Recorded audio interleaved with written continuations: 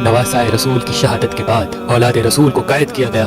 नबी की बेटियों को बेपर्दा करके कूफे और शाम की तरफ ले जाया गया। आगे आगे फौजे यजीद नाचती हुई जा रही है और पीछे पीछे रसूलुल्लाह की बेटियां नवासियां कैद होके बेवारिस और मददगार होके चल रही हैं। फौजे यजीद के हाथ में तमाम शहीदों के कटे हुए सर थे और वहाँ बगैर सर के जमीन करबला पे लाश बिखरे हुए थे। तारीख ने कह दिया कि बगैर कफन और दफन के 3 दिन तक रसूलुल्लाह के खानदान की लाशें जमीन करबला पे बिखरी हुई थी। बस 13 मुहर्रम 61 हिजरी को जब आसपास के लोगों ने ये मालूम किया कि फौज का पहरा कम हो गया है, चलो नहर फरात से पानी भर के आते हैं। बनी असद की कुछ औरतें जब नहर फरात से पानी भरने लगी तो देखा करबला की जमीन पे लाशें बिखरी हुई हैं, कहीं किसी का बाजू कहीं किसी का जिस्म। उन्होंने जब इस आलम को देखा तो रोते रोते अपने मर्दों के पास गई और कहने लगी, ऐ रसूलुल्लाह का कलमा पढ़ने वालों, इस जमीन करबला पे रसूलुल्लाह का खानदान था। शायद यजीद की फौज ने उनको कत्ल कर दिया, उनकी लाशें बिखरी हुई हैं, उनके खयाम जले हुए हैं। आओ उन गरीबों को तदफीन करते हैं। उन मर्दों ने कहा, क्या पागल हो गई हो क्या? यजीद ने कत्ल किया है, अगर हम इनको तदफीन करेंगे तो ऐसा ना हो कि यजीद हमारा भी दुश्मन बन जाए। छोड़ दो,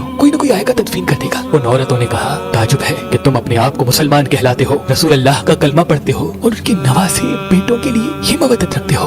क्या कहा था रसूलुल्लाह ने कि मैं अजर रिसालत कुछ नहीं मांगता सिवाय इसके कि मेरी आल से मोहब्बत करो, मवद्दत करो। अगर तुम नहीं जाते न जाओ, हम जाएंगे रसूलुल्लाह के नवासे को तदफीन करने। बात जब यहाँ तक पहुँची तो उन मर्दों में से कुछ की गैरत जाग गई और वो औरतों के साथ जमीन करबला पहुँचे। बस उनका जमीन करबला पहुँचना था। देखें कि किसी के तन पे सर नहीं, किसको किस तरह तदफीन करें। उन्होंने सोचा एक बड़ा सा खड्डा खोदते हैं और सब लाशों को उसमें तदफीन कर देते हैं। वो खड्डा खोद ही रहे थे कि इतनी देर में मोजज़े से एक घोड़े सवार आया। उन्होंने समझा शायद कोई सिपाही है, पूछने लगे कौन हो तुम? वो घोड़े सवार होके कहने लगा, मैं रसूलुल्लाह के नवासे का बेटा अली ज़ैनुल आबिदीन हूँ। उस जवान को देख के सबकी आंखें भर आईं। इमाम ज़ैनुल आबिदीन ने रसूलुल्लाह की हवा बिछाई और जमीन करबला से इमाम हुसैन अलैहिस्सलाम की लाश को चुनना शुरू कर दिया। कहीं से इमाम हुसैन की उंगली मिलती है, कहीं से इमाम हुसैन के जिस्म का कुछ हिस्सा मिलता है, कहीं से पाँव मिलते हैं, कहीं से कंधों का गोश्त मिलता है। बस इमाम हुसैन की लाश के टुकड़ों को रसूलुल्लाह की हवा में जमा करते हैं और एक जगह जमीन को थोड़ा सा खोदते हैं तो वहाँ पहले से ही कब्र बनी होती है। इमाम हुसैन अलैहिस्सलाम को उस कब्र में तदफीन करते हैं और उनके साथ अपने भाई अली अकबर और अली असगर को भी तदफीन करते हैं और एक कब्र बना देते हैं। और वहाँ जो लोगों ने बड़ा सा खड्डा खोद दिया था वहाँ दूसरी लाशों को तदफीन करते हैं और उस जगह को आज भी गंज शहीदा कहा जाता है, जहाँ सबकी लाशें एक साथ दफन है। बस सब लाशें तदफीन हो चुकी तो किसी ने कहा एक लाश रह गई, ये देखो एक कोई बूढ़ा साहबी है, इनको हमने तदफीन नहीं किया। इमाम सज्जाद रो के फरमाने लगे,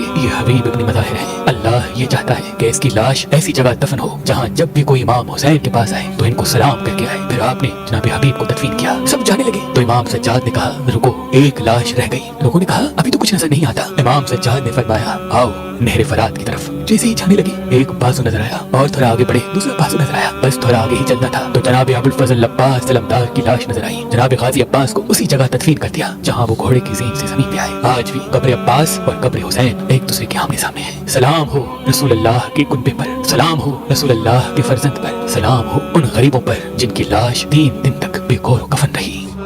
अल्लाह के वली हजरत शाह शम्स तबरेज़ ने फरमाया कि हुसैनी अकीक पहनने से नजर, तावीज़, जादू इंसान पे असर नहीं करते और इंसान के कामों में रुकावटें खत्म होने लगती हैं। तो अभी हमारी वेबसाइट मेहरबानी.com पे आएं और ये पत्थर हासिल करें। आप अपना लकी पत्थर हमारी एप्लीकेशन जो गूगल प्ले स्टोर और आईफोन ऐप पे मौजूद है उनसे भी हासिल कर सकते हैं। मज़ीद मालूमात के लिए हमारे नंबर पे कॉल करें। अल्लाह आपको सलामत रखे, अल्लाह आपको सलामत रखे, अल्लाह आपको सलामत रखे।